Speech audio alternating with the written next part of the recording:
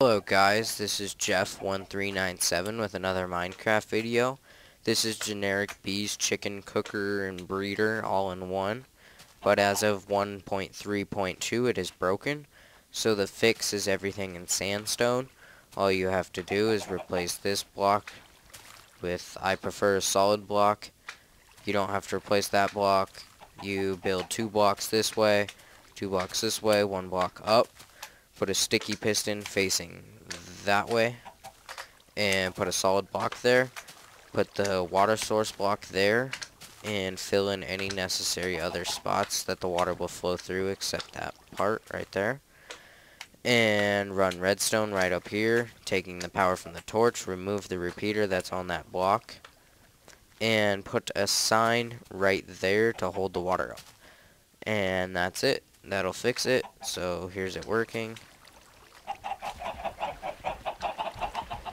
Put some chickens in there. Chicken lays an egg.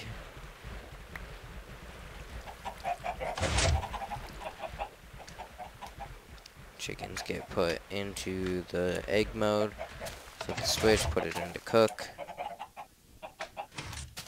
And as you can see, it works. You just flip the switch again and you get all your chicken. So yeah, thanks guys.